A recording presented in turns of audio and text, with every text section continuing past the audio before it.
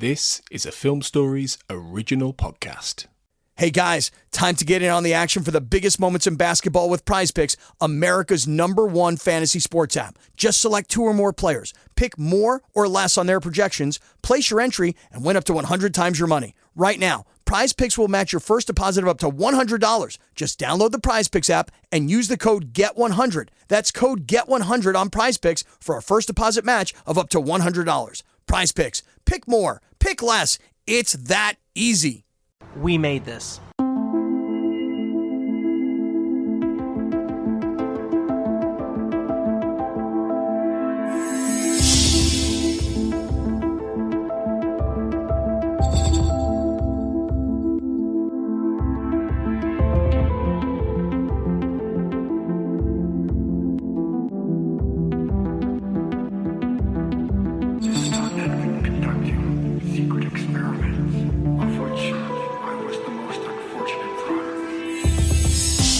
Welcome back, everybody, to the Xcast. As ever, the truth is in here. I am your host this week, Carl Sweeney, and thank you for joining me for this episode all about the Season 5 installment, Schizogeny. And I'm delighted to be joined by Cathy Glinski on this episode. Hi, Cathy. Hi, Carl. How's it going today, Cathy? How are you? I'm doing really well, Yeah, this is going to be an interesting episode. But I'm especially looking forward to what we're going to do first, because, I mean, you've been on various episodes of the Xcast, Cathy, haven't you? Like, we've done a few roundtables and... Yeah, and I was on the quiz, yeah. The quiz, yeah. But this is the first time for a regular episode. Yeah. So it means that you haven't before answered the 5 questions of X. No, I haven't. Which we're going to do first, which is fun. Yeah, so I'm looking forward to these. I feel like I know some of these answers, but maybe I'll be surprised just because we've talked before. But yeah. The first one is, when did you first discover the X-Files? The very first episode I watched was The Host, so early season 2 as it originally aired. My husband had been watching since season 1, and he kept telling me, there's this show you've got to see. It's so good. It's about aliens and conspiracy and cover-up and paranormal. I'm like, I was pregnant. I was tired. I wasn't going to stay up on a Friday night to watch that kind of show. And so finally season 2 came along, and I watched The Host, and I was hooked immediately, and not for any of the reasons my husband described. So how much of this is down to chance? Like, if it hadn't been The Host, if it had been a week later and it had been Blood, you know, how different would things have been, do you think? I think maybe Blood wouldn't have grabbed me as much. I think my husband was insistent enough that I tried, that I was going to give it a little shot. But Host was, I mean, they weren't even working together, Mulder and Scully, but every scene they had together made me want more. And so that really did grab me right there. Even though, going back to rewatch, I would tell myself, I'm never going to watch that Fluke Man one again. That was disgusting, but I can't help but watch it. So their interplay, their kind of into their dynamic, I guess, is what you're saying, yeah? Yeah. And I know it's all about you, but I'm just kind of curious about your husband, because, like, did he stick with the series? Did he kind of drift away? He watched as much as he could. He was in the Navy at the time, so he'd be out to sea 3 months at a time, so he'd miss a lot. So he never was as obsessive as I was able to be. Yeah. But it's still, you know, and he doesn't watch it much with me anymore, although he has a few favorite episodes he'll watch every time I'm watching him. But he likes the show. He just didn't stick with it as long as I did. Yeah, I think we can forgive people. I know people like that. I think yeah. Not everybody's like us, I guess. Right. But seeing as you mentioned favourite episodes, so yeah, what is yours? What is your favourite episode? See, I have like 5 that I say are tied, and I've been working on narrowing that down, and I have it down to 2, and I just can't choose between them. Okay. Yep. So Paper Hearts and Memento Mori, both season 4 episodes. And then there's a third, Requiem, that if I could only watch one episode again for the rest of my life, it would be Requiem, because I think it has all the elements I'm looking for all in one. And everything is done well. It's not like, oh, we'll just throw in the gunman and, you know, no, everyone is used well in that episode. So those would be my top, tied for first, I think. Yeah, I think Requiem was the one I expected you to say. Okay. So those are all very emotional episodes, aren't they? So is that the kind of thing you respond to? Yeah. Absolutely. Yeah, I like that stuff. I mean, I enjoy the comedy too, but if I want to just turn on an episode to feel good. I want something that makes me cry. And do you find all of those like highly rewatchable? So like something like Memento Mori, could you watch it kind of time after time kind of thing? It is my most watched episode. I'll watch it not just. I mean, I'll watch it multiple times in one sitting, or I'll watch it every night for a week, or I'll watch it and then I'll watch both commentary tracks and then watch it again to see what I missed because of the commentary track. Memento Mori is my most watched episode. Paper Hearts I can't watch as often. It's painful in a different way, and it's so good. I want to process that one and just set it aside for a while. So I'm kind of not surprised that Schizogeny wasn't mentioned in this this list, but we'll get to Schizogeny. Okay, so if two of your very favourite episodes are from Season 4, that suggests that Season 4 is in with a chance of being your favourite season. But you tell me, would that be the one? It is, yeah, Season 4.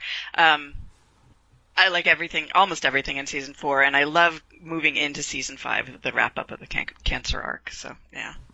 So, like, when I was first into the series, I was recording all the episodes on VHS, and, like, Season 4 would be the ones I watched again and again.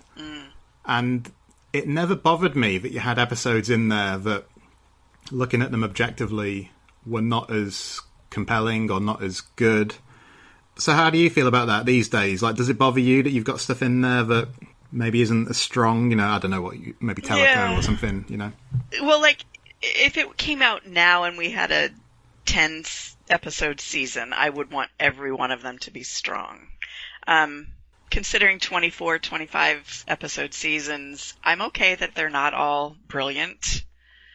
Okay, who is your favourite character? I'm not actually sure who you're going to say here, but go for it. Mulder, yeah. Okay. There's no doubt about it. You know, I relate much more with Scully. I'm a skeptical person of faith. I think inside the box. But so I think that's probably why Mulder appeals to me so much. He's just so different that he's compelling. He's going to follow his passions. He's going to not dare. He'll dare to question the norm, and I just think that's really, really interesting. Yeah, so I got, I guess, a couple of follow-up questions there. So, do you think you'd have always answered the same way? Like, back in the day, would you have always felt the same way? Yeah, definitely. I admired Scully, I really did, and I know a lot of people have said that they were sort of formed by Scully. And I started watching, I was already 30 years old, I was an attorney, I was a mom, I was a wife. I wasn't being shaped by this show. So I enjoyed Scully's character, although at times in the early episodes I thought I wished she was written a little... You mean in season 1, you mean? Yeah. I didn't watch season 1 initially. I went back and watched it and was a little disappointed. Not much, but she was not as present as Mulder. And maybe that's another reason why I gravitated toward him. But he has always been, my favorite character. Yeah, and I guess what I was also wondering is, you'd kind of class yourself as like a David Duchovny fan beyond his role as Mulder, wouldn't you? So, I don't know, how much does that factor into it? Like, That's very new. I mean, I did not get into Duchovny fandom until I started rewatching for the revival. And I had watched the entire X-Files series and it was still waiting for the revival to start and just looking for more content, and watched Aquarius. Yeah. And that started it. So at the time the show was airing, I liked Mulder, but I wasn't following David Duchovny at all. And I guess I don't know, is it only in recent years that he's really branched out, hasn't he, into like these books he's been writing and his music and so on? But that feels like a comparatively, like the last 5 or 10 years? Is that when that's all kind of come on?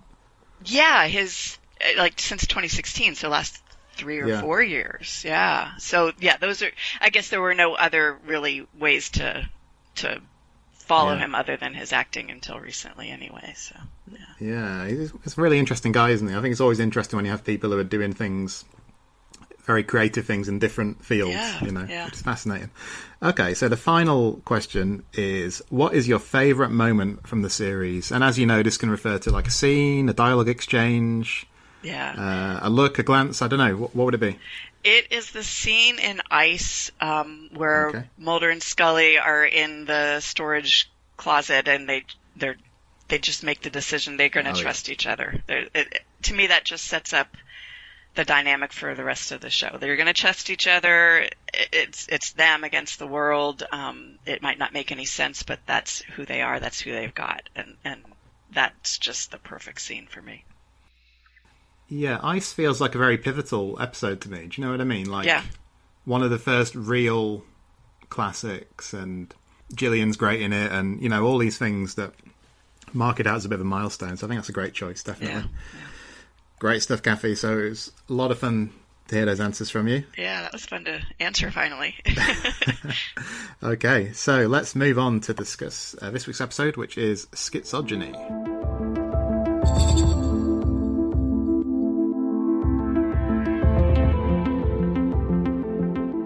Okay, so Schizogeny aired on the 11th of January 1998 in the US. It was written by Jessica Scott and Mike Wallager. I think that's how you pronounce it. Directed by Ralph Hemmecker. So I think the writers on this, I think this was like a freelance script that came in. I believe so. Yeah, I read that they were staff writers who'd been around for a while, but this is the first one that, and ended up being the only one that they're credited with. First and only, yeah. Interesting. And I also heard, I think I saw a Spotnitz quote saying that it went through a lot of different iterations and things, which is interesting. Yeah. And this, of course, is the episode in which a teenager becomes the main suspect in his stepfather's murder, but Mulder and Scully's investigation indicates that he may not be responsible. This is known colloquially as the Killer Trees episode. By fans, I think also maybe cast and crew maybe called it that, is what I've seen suggested. And for anyone curious about what the term schizogeny means, apparently it's a biological term referring to the creation of cavities by separating out existing cells, which is interesting. Right, what do you think of this one, Cathy? And what overall thoughts, and I guess a mark out of 10 as well. Yeah, what would you say? You know, overall, you and I had talked about this a while ago, and you asked if I thought it was underrated, and I said, no, it's just bad. And rewatching it, I realized that's not really how I feel. I think that the first 2/3 of the episode are really, really good. I think there's a lot to be said for it. There's a lot of really strong stuff. But then the last third just doesn't work. It doesn't work for me. It's crowded and muddled, and so I think that really leaves the overall impression that it's not a good episode. So I think if I were to give it out of the first 2/3, I would probably mark it a 7.5 maybe, but the last maybe a 2 or 3. So overall, I think maybe a 6 at the most. You know what? We're in complete harmony, I think, which is good. 6 is what I was thinking. Yeah. We discussed this in Chicago, didn't we? Yeah. That first night, I think it was. And the topic of underrated episodes. Well, I think it is underrated. I'll explain why, because it seems to me like a lot of people just talk about this one as one of the very worst episodes of a series. Mm-hmm. Not everybody, but you do hear that kind of thing. So in the Monsters of the Week book, which came out, the quote I pulled out was this: "Here's the most damning thing about Schizogeny. At this point in its run, at the height of its powers, the X-Files shouldn't have let an episode this crappy air. Most shows use their 5th season for resting on their laurels and growing too comfortable with mediocrity, sure. But something this bad? That's usually a season 7 or 8 kind of thing, because this episode is truly, truly bad." But when I look at this episode, I just don't see how people get to that. Yeah. Why do people think it's so horrible, do you think? Is it just because of the premise is maybe something to do with it? Or? I think that there were too many stories crammed in, and they don't make sense when you try to explain them. And I think also, and one of the problems I have is that Scully does nothing. There's one scene that should have been hers, and it would have made a lot more sense for her to do it, and it would have let her contribute to the investigation. So I think fans of Scully are going to be disappointed, but I think that it's a very strong Mulder episode, and that gets overlooked sometimes. But I think what people really hate about it is it Killer Trees? Is it child abuse? Is it multiple personality disorder? What is it? I think that's the ending really makes people hate it. But I don't agree with those reviews that say it's the worst episode. And I read several reviews of this one, and most of them were like that one in Monsters of the Week. And there was one that actually said exactly what I was thinking, which is the first 2/3 are quite good. And that it's just the ending that throws people off and drags it down. So just to clarify what I mean about underrated, though, just so people don't get the wrong impression, because I think there are different kinds of underrated, so I think sometimes you have episodes that people think are good, that I think are actually great, so I would class something like Oubliette as that. But you also get like half-decent episodes that are actually good, or you get awful episodes, or episodes with a reputation as awful that are actually half-decent, and that's kind of the category I'd put Schizogeny in, I think. Yeah, I think it's nowhere near as horrible as some of the series' worst episodes. Right. Quite a bit to offer in terms of like style and atmosphere too, I think. Oh, it's beautiful. And the music was great. I don't always notice the score, which I think is how it should be.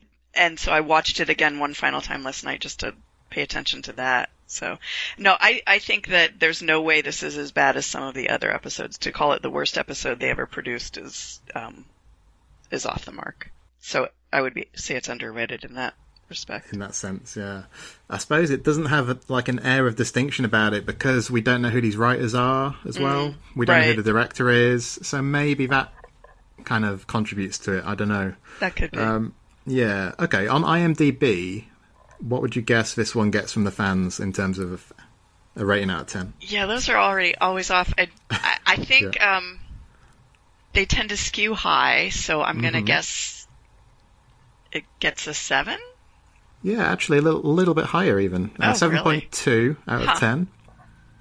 Wow. But in terms of the season 5 episodes, all of them, how highly do you think this ranks? Near the bottom. Yeah, this comes 20th out of 20 for season 5. Next up on IMDb are Travellers and All Souls, which both have 7.6. Now, I would probably watch Schizogeny over, well, possibly both of those, to be honest. But I think I'd agree that, season 5 is really good. Lots of great stuff in season 5. Yeah. I can definitely agree that it's near the bottom of that pile, Yeah. There's only one episode I skip in season 5 regularly, and that's Travelers. I just can't get through it. It bores me to tears, so I definitely watch this above that. I've come to appreciate the Christmas Carol, Emily, All Souls trilogy. Yeah. So, which I didn't used to. I used to not like those very much, but yeah. Yeah, I think that most of the other seasons, they normally have an episode or two that really sticks out as... Hey guys, time to get in on the action for the biggest moments in basketball with Prize Picks, America's #1 fantasy sports app. Just select 2 or more players, pick more or less on their projections, place your entry, and win up to 100 times your money. Right now, Prize Picks will match your first deposit of up to $100. Just download the Prize Picks app and use the code GET100. That's code GET100 on Prize Picks for a first deposit match of up to $100. Prize Picks. Pick more. Pick less. It's that easy. Kind of like a sore thumb, like, your kind of Excelsis Day or Tessa dos Bichos. So I think if this is the worst or one of the worst of the season, it's a pretty good season, honestly. Yeah. It really is. Okay, so let's get into it a bit further. Let's talk more about Schizogeny.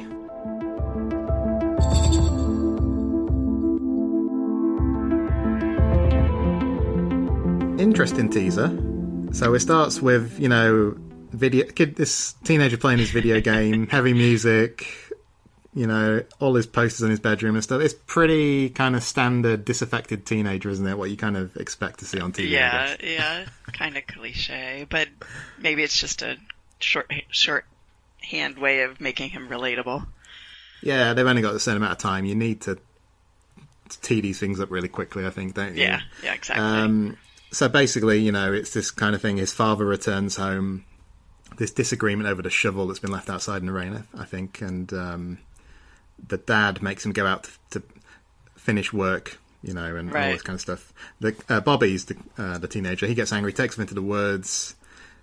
we get our first look at the man with the axe, don't we? There's an element in this episode that I don't think is particularly well integrated, but that becomes more and more apparent like later on. I think on first watch you wouldn't necessarily have thought that here.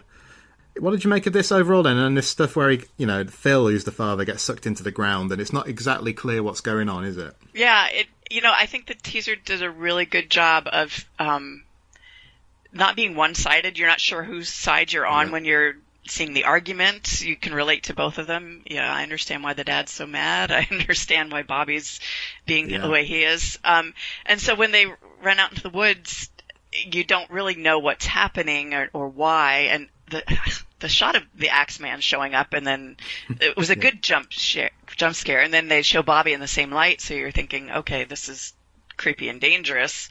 But then he's helping Phil. He really looks like he's helping Phil. So I thought the teaser was wonderfully ambiguous. I liked it a lot. Yeah, I think the thing I appreciated this time, it's kind of like you say, that you can see both sides. In that I can understand why the father said, or the stepfather said, go out and, you haven't finished what you've done. Mm-hmm. But then he seems to go a step further when he's making him do the work in the rain at night and stuff. Oh, I liked that. I've had teenagers. But I did not like when he's calling him loser and jerk. That really made me distrust the stepdad. Yeah. So then we pick up at the coroner's, don't we? Scully retrieving the mud from his stomach. Right. What do you think about... Well, Mulder makes a joke about mud pie and so on. Okay. And I feel like more and more these days I'm seeing people kind of comment on Mulder's humour. I'm not sure I ever thought much about it, especially on first viewing and things. Yeah. I don't know. He jokes around with Scully in a way that some people seem to think it kind of crosses a line. But does it? I don't know. I think, here's my thought in watching this, is that the writers knew that Mulder makes these jokes, so we've got to put some jokes in. And this is just a really bad and stupid one. And I think they probably would have been better to let David Duchovny ad-lib one, which is what Frank Spotnitz says most of the funny jokes that Mulder makes throughout the series are his ad-libs. It might have been more effective. He might have come up with something a little better, because that mud pie one was stupid. It wasn't funny. And then Scully's reaction to it was, you're being a little disrespectful to this dead man here. That was an uncomfortable scene. I don't know why we had to do that. Yeah. But yeah, I agree. It's not particularly great line at all, is it? Right. There's another dubious moment. Well, there's the reference to Dorkweed, which you can tell is quite obviously ADR'd over. Yeah. I think he said Dickweed. He did, and the censors wouldn't allow that, so he had to go back and change it. So. Yeah, I think there's actually some... I listened to the second time I watched this episode to get ready for this recording, I had my headphones on, and you can tell there's quite a lot of dubbing at various points. Yeah, I read that. A lot of Bobby's, his lines. So what do you think about Mulder and Scully's role in this episode then? And I guess you've kind of referred to it already. And again, that's one of the things you hear about this one, isn't it? And one or two of the comments I'm going to read out at the end kind of speak to this as well. But yeah, it's kind of discussed as an episode where they don't do much. But I also think that's a little unfair. I think that's very unfair. I think Mulder, they don't necessarily... They do solve it. They don't necessarily prevent anything. But Mulder is really good at being Mulder in this. He's open to possibilities, as usual. He's not rushing to judgment about Bobby. His empathy is on display, and that is my favorite characteristic of his. And it's really showing here. He is doing what he does best in reading the situation and remaining open to the possibilities that aren't the obvious ones. So I think he does really well. I think Scully isn't given anything to do, and that's a problem. Yeah, so this episode, this scene in the coroner's office just sets it up. He's not rushing to judgment about Bobby, whereas Scully is... And at this point, she's not really. She's just saying, well, this is what people are saying. But he says, okay, well... the guy was buried alive in a vertical position. How do you explain that? So I do think that it's setting up where we're going pretty well. I really like Mulder as well when they go to see Bobby, and they have that exchange about Kennedy, and Bobby's like, who's Kennedy? Yeah. And I've only realised in recent years that teenagers really are like that. And in that you can have a completely different sort of set of references that you draw on. And like my son, I'll say something to my son. He's not quite a teenager yet, but near enough, you know. And you just get this like vacant look back, you know. So I actually quite like that exchange. Yeah, I mean, I've read a lot of criticisms about the actor's performance of Bobby, and to me, it just maybe he's not, you know, going to get an Emmy for this, but he just seemed like a teenager to me. Yeah. So I had no problem with the performances in this episode, and that scene between Mulder and Bobby was really good. Mulder was appropriately awkward and uncool, you know, but he clearly wanted to hear Bobby's side, but trying to reach this kid was going to be difficult. So. Yeah, I think so. It's Chad Lindbergh's the actor's name, and I think he does the job reasonably well too. Yeah. I think I buy him, especially in the moments when he's more like passive and vacant. I think he kind of nails that. Mm-hmm. I think when he flares up, maybe that's what people are thinking of. I don't know, but yeah, I think he's fine, you know. And there's all this stuff with kind of Mulder's talking to Bobby, and this is cross-cut with Scully talking to the mother, Patty. Yeah. This is where we find out the stuff about blight and so on. Right. And also where there's this kind of contradiction between what she says and what Bobby is saying. So she's saying her husband never hit him. Bobby's saying he always used to shove him around and all this stuff. Right. And I thought all that was quite kind of fascinating. And eventually it all takes on a new light, doesn't it, later on? But we don't know that yet. Yeah, I really liked when Patty told Scully, it's hard to tell what starts these things. Because that, to me, was really very real. You just don't know. All of a sudden, your family's in conflict, and you never saw it coming, and you don't know what triggered it this time. So that I liked that detail. It was also interesting that neither story being told at this point, Patty's or Bobby's, was very helpful to Bobby, although they're denying he killed Phil. And to me, that's we call that a statement against interest. It's deemed more reliable. That if you're saying something and you're spontaneously blurting out something and it's not calculated to help you, it's more believable. And that's what struck me about this, is that they didn't have their story straight. They weren't trying to come up with some way to make Bobby look good. They were just talking, and it was real, and we could believe them. Yeah, that's really interesting, yeah. And because like Mulder says, doesn't he, I think just after, you know, like he's a hard kid to love. That is the best line. It's a perfect line, because so many people don't get that. They want to judge a teenager, and they just realize they don't really, you know, there's teenagers going through a lot of crap in their heads they don't understand, and sometimes they're just hard to love, and you have to try a little harder, and here Mulder's trying a little harder. Yeah, so they go outside, and we get some background on the trees, and Mulder talks about, you know, it's hard to reconcile the facts of the case with the physical evidence and so on. He gets down into that hole. I think this is where we see the Axeman again, don't we? Yeah. Kind of from a distance. He eventually just walks away, yeah. Scully tries to come up with an explanation, and Mulder just sort of chuckles at her. It's really adorable. It was just like, the same thing happened in Unruhe, where she comes up with some scientific something or other, and he just smiles. You're like, okay, you do your thing, Scully. Well, what I really love about this, like, kind of already said, but the kind of the location work for this episode, it just lends it a real palpable texture. It's gorgeous, yes. Yeah. It's a very important reason for me as to why I love particularly like those early Vancouver years. You know, and sounds like they found a really suitable orchard to film in. Also, there's some soundstage work mixed in certain scenes. Yeah. So I just really like the mood it establishes. You know, you get all this light bouncing off the trees in these daytime scenes, and then some of the nighttime stuff later is really good, isn't it? Yeah. It's really, I think that's probably makes the episode worth watching. If for no other reason, it's just beautiful, yeah. Although it doesn't mean I think it's especially well directed at times. And what I mean by that is, you know, later we get some of these violent scenes, like the murders and so on. And I don't think all of them have the impact that they could have. And I wonder if it's kind of, they were reluctant to show too much of these trees.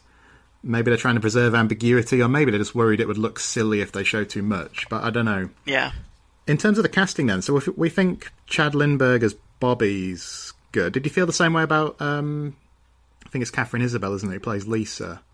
I thought she was really good. She was so believable, especially later when she's trapped in the basement. But yeah, I thought I didn't have any problems with her performance. I don't know that I've read any criticisms of it, but I thought she was quite good. Yeah, I thought so too. And how about Sarah Jane Redmond then as Karen Matthews, who we meet? Best known, of course, to, well, I suppose Millennium fans will associate her first and foremost with the character of Lucy Butler.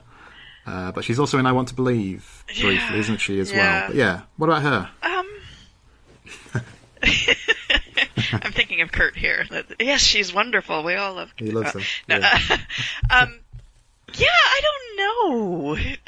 I think she does well when it comes to the end of the episode. I think she's really fantastic. I don't quite get her performance at the beginning. No, I think that's a totally fair thing to say, because I think that generally she's a good actress, but I think this character is not the most psychologically plausible, and some of that's the script, maybe. Yeah. But maybe some of it's the performance, and she seems to change quite rapidly between scenes, and as the episode wears on, in a way that feels a bit rushed to me. Feels like I needed more time to breathe. I think she does what she can, but yeah, like there's a big contrast between the way she is in this first scene and then like the way she is with Lisa's aunt later, isn't there? And it almost didn't feel like the same character, but I don't know. To me, that I really liked that. It's like you could see her coming undone as things were coming to light. She was losing control. So I liked that when she opened the door to the aunt, which we'll get to later. But I guess, maybe she was going for the contrast and was being very more reserved when she first meets Mulder and Scully in the early in the episode. But I don't know. Yeah, Mulder certainly seems to see through her very quickly, doesn't he? Like, I know he notices her shoes. Yes, he's not convinced at all. I have to point something out because this bothers me greatly, and it probably doesn't bother anyone else. Scully says, she's talking about she's Bobby's therapist, and Scully says, well, if Bobby committed a crime, you're under legal obligation to tell us. That is exactly the opposite of true. She is not allowed to tell you if Bobby told her something in confidence about a past crime. So I just have to get that off my chest. Okay. That is not true. That's the whole point of patient confidentiality, that your therapist won't tell on it. I guess that's kind of surprising then, if it's such a fundamental error that it kind of crept through. It's, that kind of thing happens a lot. Yeah. If Bobby came in and said, I'm planning this crime and people will be hurt, then she's under a legal obligation to tell. But the whole point of having this privilege, this patient-client privilege, is that you don't tell. So, okay, I'm done. That's my rant.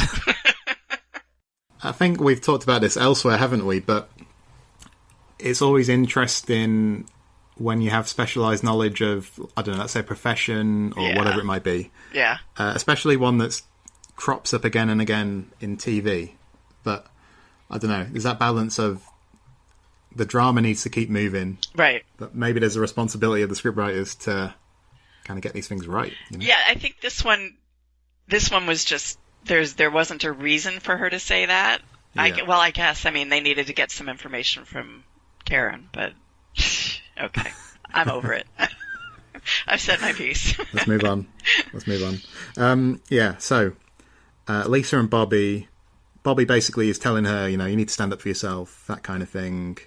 Then we get the stuff with Lisa and her father, don't we? Yeah, it's again, you don't know which side to take, because it seems like maybe that's a perfectly rational reaction for the dad to have, but then she's yelling at him, but that's what teenagers do. I like the ambiguity there again. Yeah, I wanted to talk more about his death and just about this killer trees thing generally. Mm-hmm. And I'm going to use the term killer trees. Just imagine me putting some quote marks around that, because ultimately they're a manifestation of other things. Yeah.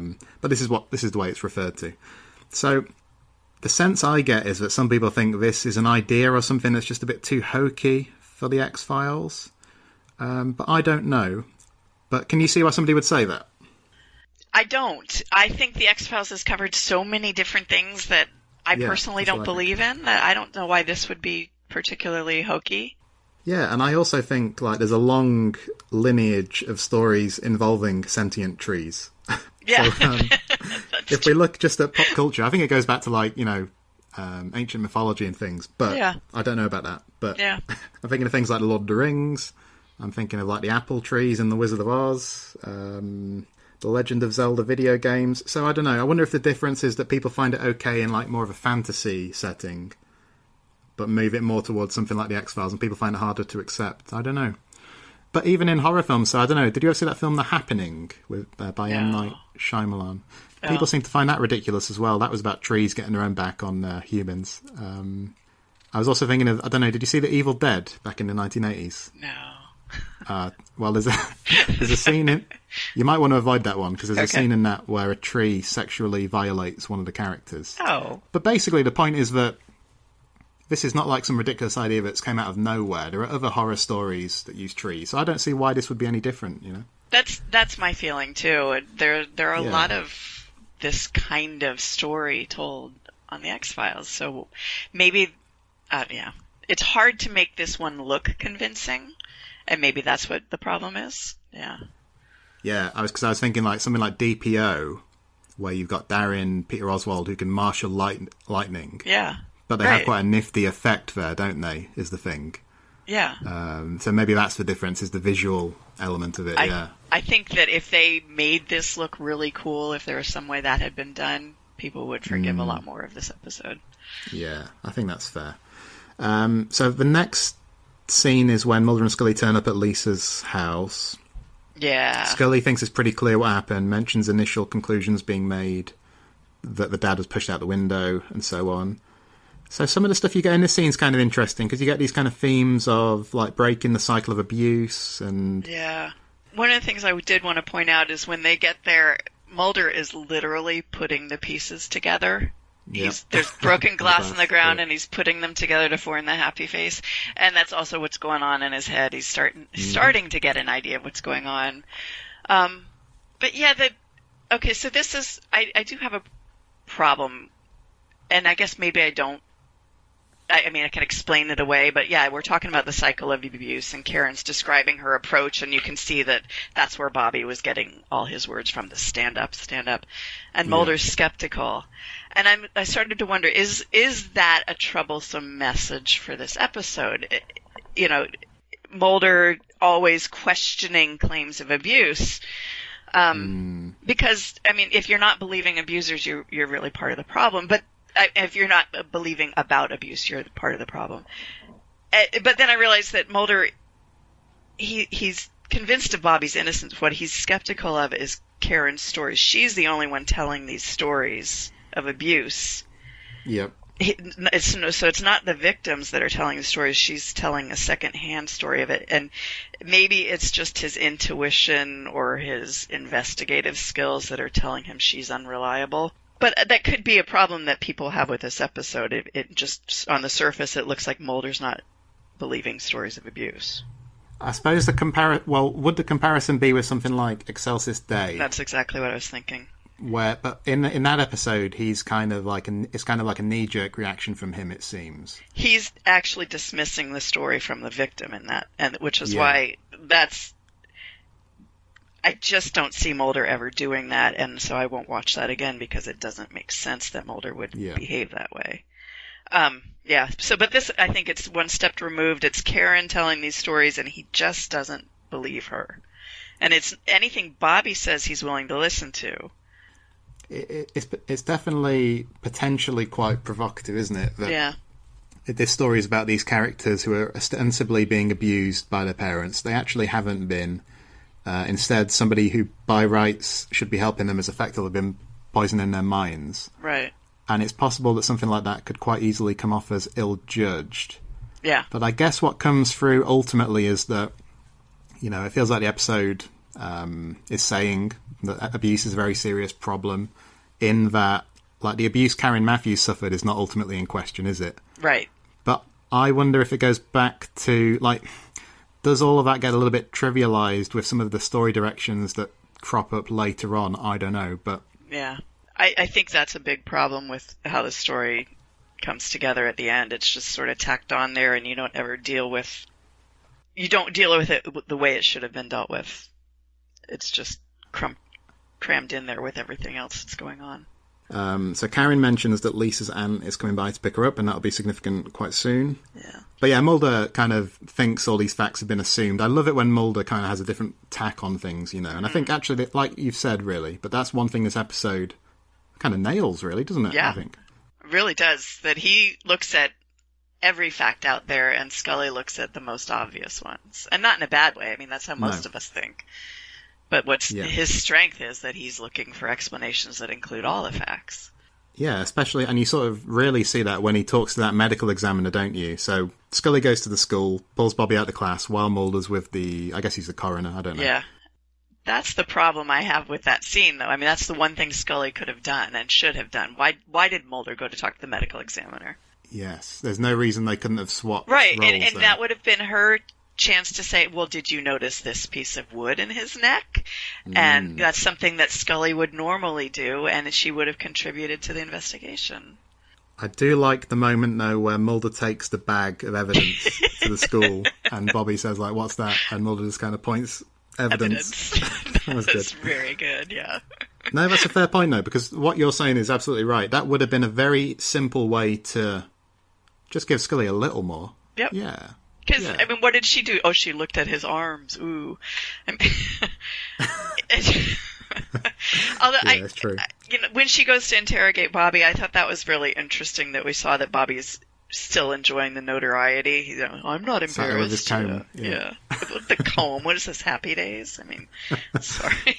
Yeah, I no, showed my age there. That's the kind of thing I was thinking. Yeah. The episode seems to take a bit of a turn thereafter, I think. It's when Karen takes Lisa home. Mm-hmm. So we get that stuff with Lisa in bed, hearing an argument between what is apparently Karen and a man. Uh-huh. And I think it's from this point on, they're making all these allusions to Hitchcock's Psycho, I think. Yeah. I'm assuming you've seen Psycho, yeah, Cathy. Yeah. But did you pick up on that too? There were a few things, yeah. Yeah. But it's weird that it comes in so late, yeah. Yes, exactly. And it's thrown in with, like, we don't have enough going on already. We have to have... I think they should have chosen a monster and stuck with it instead of trying to include every monster in the book.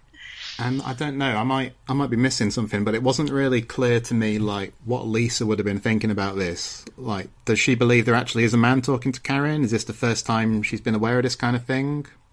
You know, has it come out of nowhere? Yeah, it feels like the episode hasn't really put in the groundwork, basically. Right, because as far as Lisa knew, she's there at Karen's house, and then she must have been thinking she was hearing two voices. And they play up that later, but yeah. Yeah, and I think as viewers, so like I think first-time viewers of Psycho who've never heard about it are generally taken in and surprised, but I don't think we are here, to be honest, is the thing too. Got to ask you about this moment where Mulder climbs the tree. Now I'm genuinely interested because... It's the moment that makes the whole episode worth watching.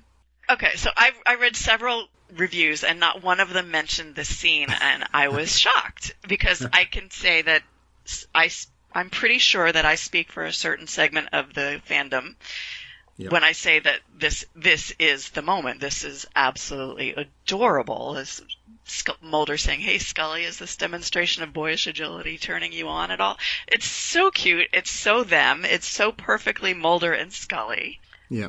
But it's also potentially sexual harassment. I have to say that. If it wasn't Mulder and Scully, if it wasn't two people who you know are best friends, who know each other so well, if it was just two co-workers and one of them said that to the other, it's potentially problematic. But in this context, it's just adorable. I think it's something the script got perfectly right, and I have to wonder how many, who had the input for that line ultimately. Where did it come from? So I guess what I was kind of wondering and kind of thinking about is... I was trying to think back to when I was watching the series in the 90s, and that was when I was more obsessive with my VHS tapes and things. But my feeling is that standout moments, and this would be one of them, I really like it too, can kind of carry you through episodes. Mm-hmm. If you have an episode that's not that spectacular, but if they've got some great dialogue or whatever it is, a good character scene, it kind of gets you through it. So that's kind of what you're saying, isn't it, as well? Well, yeah. When I hadn't seen X-Files in a lot of years when it got back on Netflix, and looking through, the episodes, and I thought, oh, that's the one where he climbs the tree. I didn't think that this is the moment that stood out for me, and it really defines the episode for me. If I'm going to try to explain, I watched Schizogeny, if someone asked, which one's that again? This is the scene I would go to.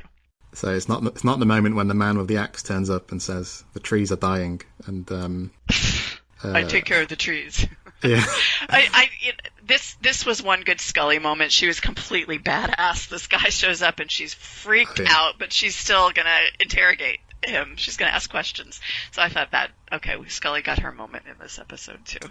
It's all very convenient, isn't it? Because especially when we get to the end, but I didn't feel like this guy existed as a really well-defined character at all. He's kind of a plot device. I kind of wondered last night after watching it like the 5th time, maybe he's not really there. Maybe it's just insight. It's representation of insight. That would explain the ending a bit more. But because no, you're right. He has no definition. There's no reason for him to just be wandering around with an axe at all times when Mulder and Scully need an answer. Yeah. Yeah, it's true. So I think, that potentially would make the episode sound more interesting than it actually is. Wash it off enough, you'll get there. Yeah. So Lisa walking in the kitchen middle of the night, footprints leading to the basement door. Again, this is very Psycho, I think. Down into the basement. She sees the legs of the body. We don't really get the payoff till later, do we? So again, I was kind of wondering what she was thinking, but I don't know. Do you find this episode scary? I mean, do you find any X-Files episode especially kind of scary to watch? I do sometimes. I thought there were good scare moments in this episode. Like when Mulder's leg gets caught in the tree root at the very beginning. I thought that was really good. Okay, he's in danger. We'd seen that scar on the victim, So that, and then every once in a while, when the first time they flashed to the Axeman, that was scary. I don't know if I found this basement scene very scary, because it's just such an obvious, of course she's going to get locked down there, Although I found that the actress was very convincing. Her fear was portrayed very well. Yeah, I think she was the daughter of one of the crew members, Graham Murray. Yeah, I read that. That was cool. Yeah. And she also went on to appear in quite a lot of horror stuff, but also in Hannibal, which Gillian Anderson pops up in. I don't think they share any scenes or anything, but kind of cool. Yeah. So the next day, Mulder and Scully go to talk to Karen about her father's death 20 years ago, which is what the Axeman's kind of hinted at them. Yeah. She's kind of flustered, isn't she? Doesn't want to talk. Yeah. This is the point where I'd be asking to see Mulder's badge again. According to the Orchard Man, your father's death brought about the end of a blight of trees. Like, okay. Well, she had a valid point, didn't she, where she said something about powerful men. People kind of ascribe them this power. I can't remember exactly what she said, but that seemed like a valid point to say at this particular time. It did, and yeah, exactly. It was a good response to him, but it also showed her as defensive, which makes you realize that Mulder's kind of onto something. I think it's all this is the point, isn't it, where, Lisa's in the basement, Karen's kind of telling her, be quiet, she can't let her out till it's safe, and so on. Yeah, and that's the first time we know Karen's a liar for sure, because she tells Mulder and Scully that Lisa's gone and she's still in the basement. Absolutely. Mulder and Scully go to the cemetery. A lot of good graveyard scenes in the X-Files, I will say. Yeah. This is maybe not the best, I don't know, but they find a coffin full of branches, no body. Yeah. To carry on with the Psycho analogy, so Lisa's aunt turning up, this is basically like the, in Psycho, the character played by Martin Balsam, Detective Arbogast, turns up and gets killed. This is kind of the equivalent of that, I think, so. Yeah. Does that scene, it is interesting, we've already talked about it, but Karen kind of very, I don't know, what would you say, kind of brittle when she comes to the door? She's rattled. Yeah, her hair's a mess. She's not smooth with her lies the way she has been with Mulder and Scully. She's clearly lost her cool. So it's taking its toll on her. And Lisa, of course, manages to alert her aunt by somehow breaking a pane of glass. And I thought that scene where we're watching Aunt Linda from ground level. First of all, the scenery, the landscape behind her was beautiful, but that just made it feel so desperate, seeing it from Lisa's point of view as her aunt's getting ready to leave. That was a good, scary moment. Yeah, so what about the fact that she's impaled by a branch and stuff? I suppose the mechanics of all this are not particularly well defined, are they? Like, when they want to pull somebody out of a window, they can do it. Yeah. I don't know that you could ever make the trees look convincing. And I don't know that the powers that these trees have are really incredible. But what I took away from this scene is this is the clearest we've seen a death. It's bright daylight. The limb goes right through her. She's dead instantly. But to me, I think that the fact that we're seeing it clearly demonstrates that Karen isn't able to hide anymore. Her secrets are coming out, that things are becoming more clear. So, I know that there's been criticism that that's such a hokey scene, that the effects look terrible, but I think maybe that was intentional. I'm gonna give them the benefit of the doubt on that. Okay, so Mulder and Scully are returning to their car.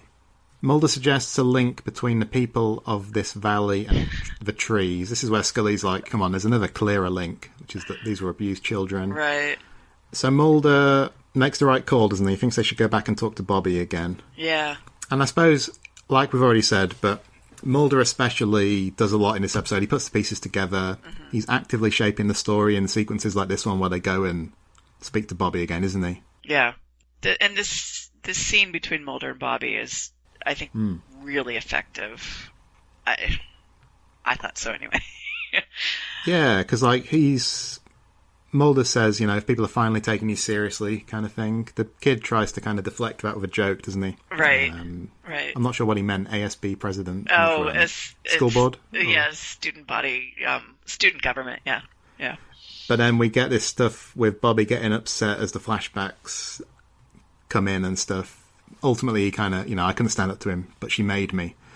And we get those images of Bobby kind of, I guess it's role-playing, you'd call it, with Karen, where she's got this very menacing look and so on. No, I agree with you. I thought this was pretty good stuff, yeah. Even though the episode's about to kind of descend into a bit of a mess, this was good. Yeah, I thought, this was the last good. Yeah. Yeah, because what do we get? Lisa in the cellar again. Mm-hmm.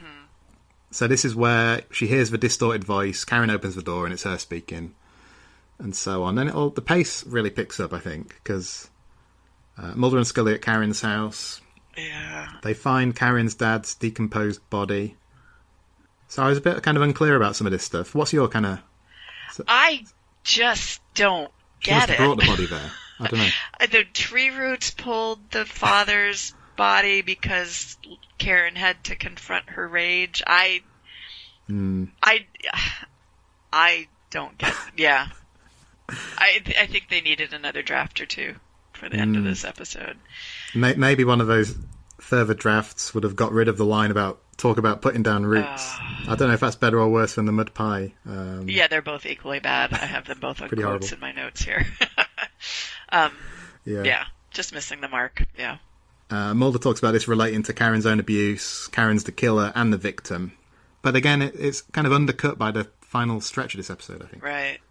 When Mulder's giving the explanation and recognizing that Karen's a victim, and Karen had said that earlier, the very first scene, in some crimes there are only victims. So that's where we were headed all along, but it just... I don't know.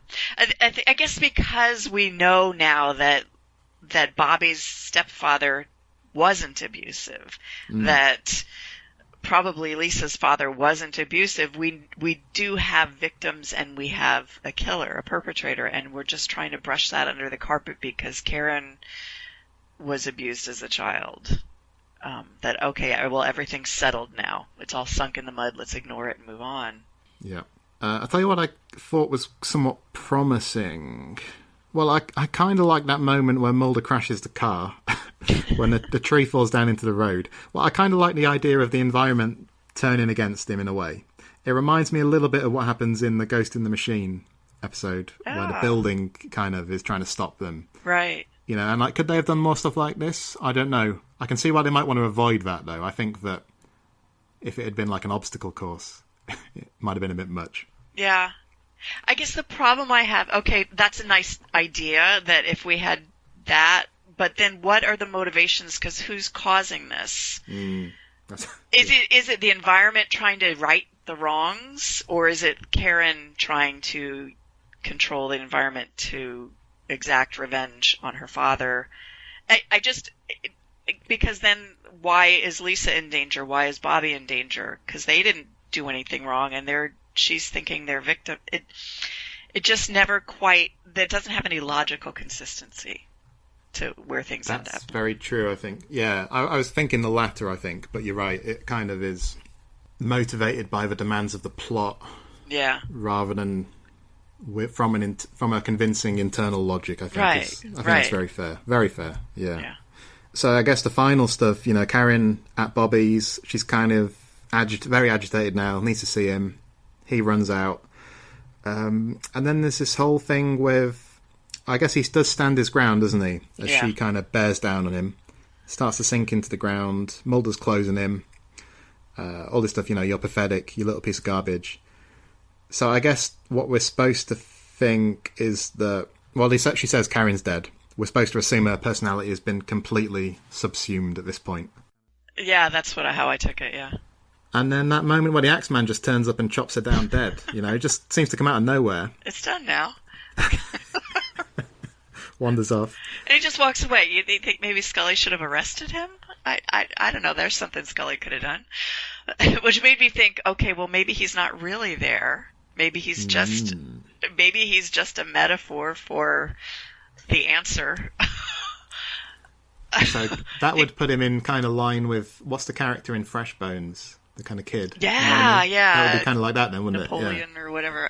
I don't remember Chester? the kid's name. Chester, yeah. Chester Bonaparte. There you go. I knew it was something like that. Yeah, so maybe, but because, how else do you explain the fact that he's still standing there at the end after he's killed Karen with an axe and oops, well, it was Karen's rage that was really at fault, so let the Axeman go free? Yeah. I have a problem with that. So that's what I think. Maybe he's just not really a person. Maybe he's just a metaphor. I like that we've got a fan theory off the ground today, if nothing else, Yeah. I guess the question is what it smacks of. I don't know. It feels to me as like, how the hell do we end this? Yeah. Like, what could they have done? So would it have been satisfactory because Mulder's trying to kind of talk Karen round, isn't he? Yeah, he's figured out her motivations. So would it have been quite cathartic if she'd been able to kind of come to terms with, I don't know, back down or something?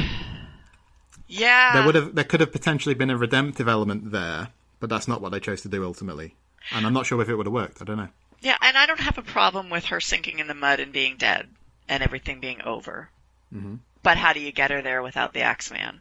Yeah. That's me. I'm always happiest when the monster dies rather than having to try to prove in court that this thing really happened. So what do you mean? You mean because it's so hard to prove? Because it's quite pernicious? Or, God, how the hell did they get a conviction of Robert Patrick Modell? Come on. He convinced them to kill themselves.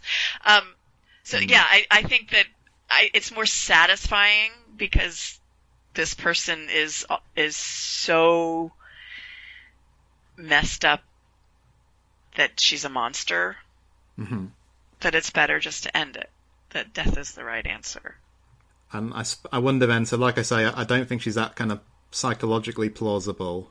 Yeah.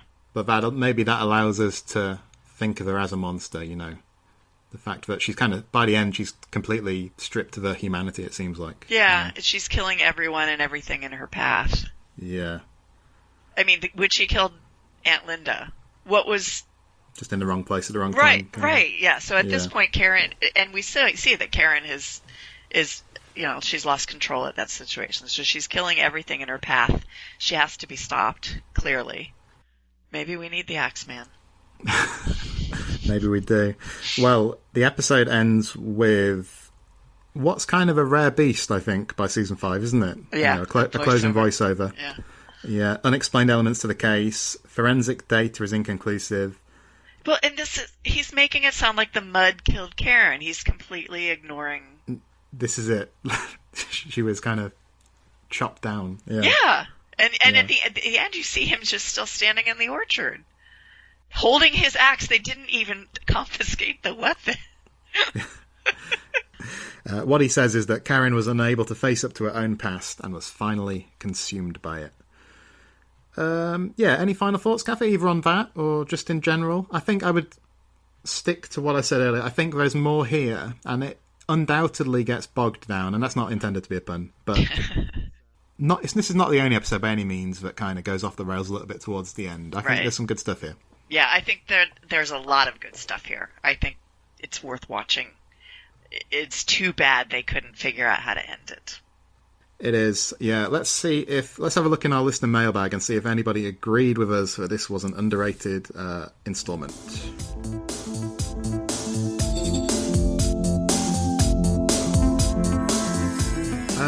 Let's see. So, actually, no, pretty negative response, to be fair. Tony Black said, easily the worst episode of season 5, a rare misstep in what is otherwise a really strong season. Feels like a half-baked concept that got forgotten in a choppy first season.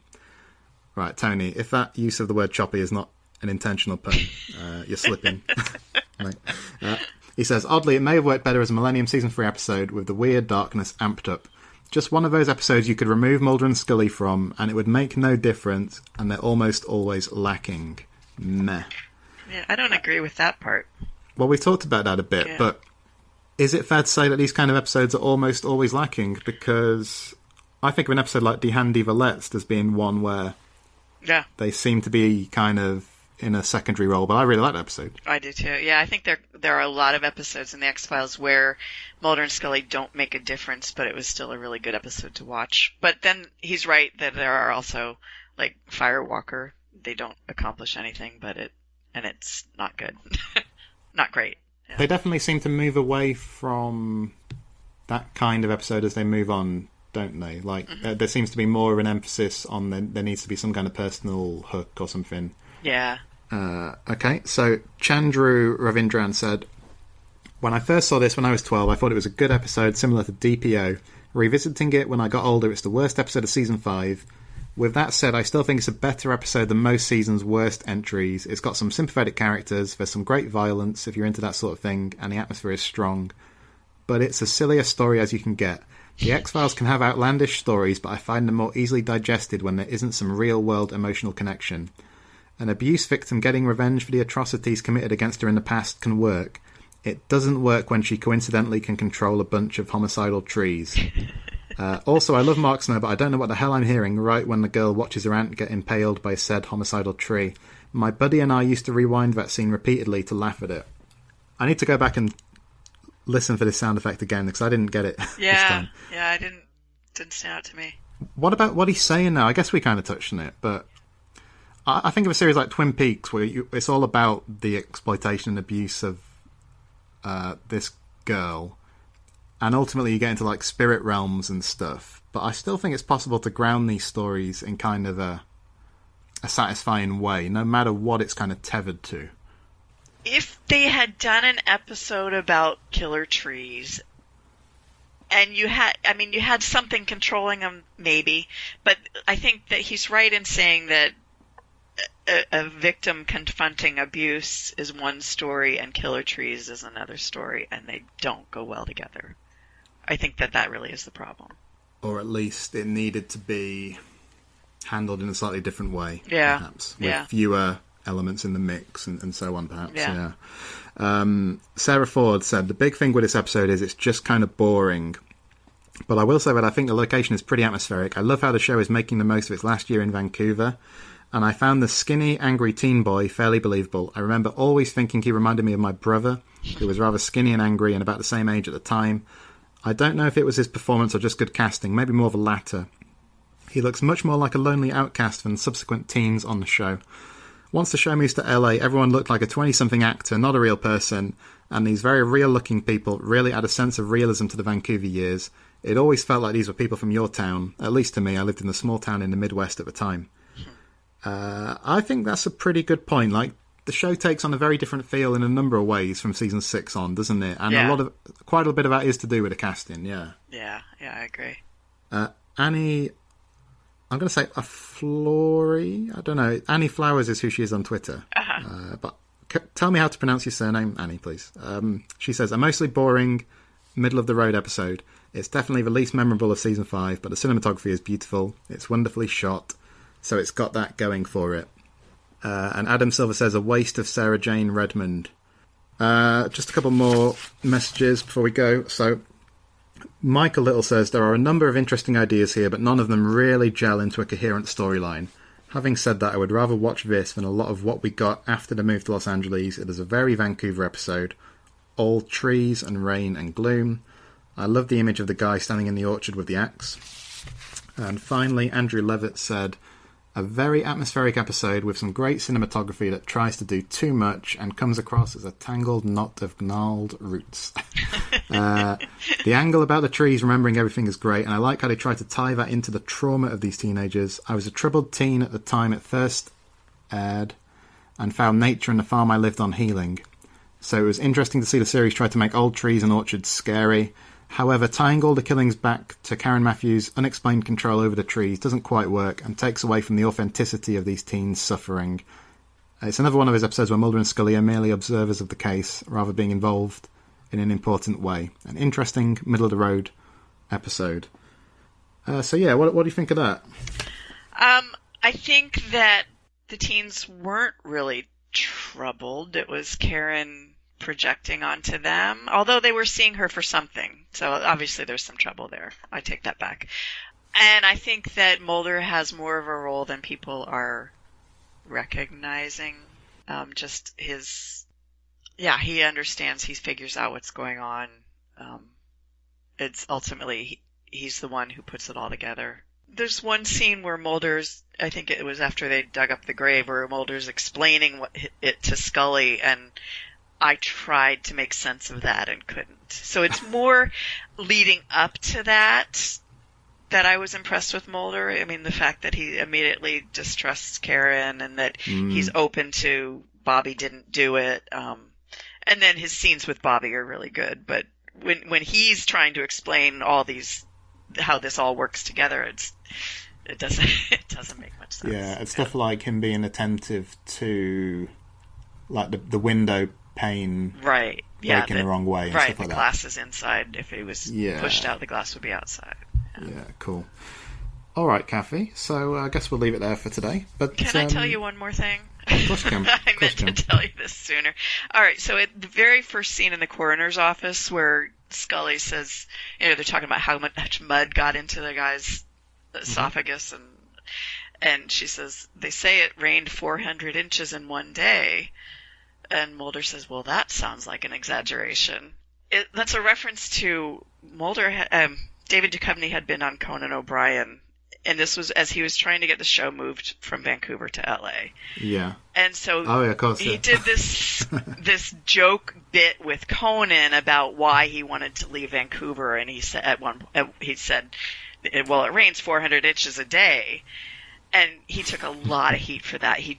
People in Vancouver got very mad, and to him it was like, it's clearly a joke. It was clearly an exaggeration. So I thought it was very funny that they put that into this episode. Yeah, it sounded like, from what you read, that kind of comment just kind of dogged him for years. People kind of held it against him. There's still a place in Vancouver that has a sign that says David Duchovny's not welcome here. Is that right? Have you been there? No, of course not. I'm a David Duchovny fan. Oh, yeah. I've seen pictures, though. It was going around the last time I was in Vancouver. Yeah. Oh, well, I guess I'm sure there are plenty of other places he went when the revival was I think he survived, I think he's fine. He's fine. Yeah, Cathy, so where are you up to online? Because I know you tweet a lot about X-Files and stuff, don't you? So where can people go if they're not already following you and stuff? I'm on Twitter. I'm Catherine Glins 2, Cathy G, and I've started blogging a bit about X-Files just because I need more than 280 characters sometimes. So there's a link to my blog on my Twitter page. So. And also you've done the stuff with Isabelle, haven't you? The Across the Ocean. Yeah, or watching X-Files Across the Ocean. Isabelle and I do that. She's in France, I'm in the U.S., and we take turns choosing an episode to watch, and then there's a set of 12 questions that we answer for every episode. We each give our thoughts on the show and compare them. Great stuff, Cathy. Always a pleasure to talk to you. This was fun. This was a lot of fun. Yeah, let us know, listeners, if you rewatch Schizogeny off the back of this, what you made of it, and so on. But that's all for today on the Xcast. You can find us in all the usual places, of course. But until next time, always remember, trust no one.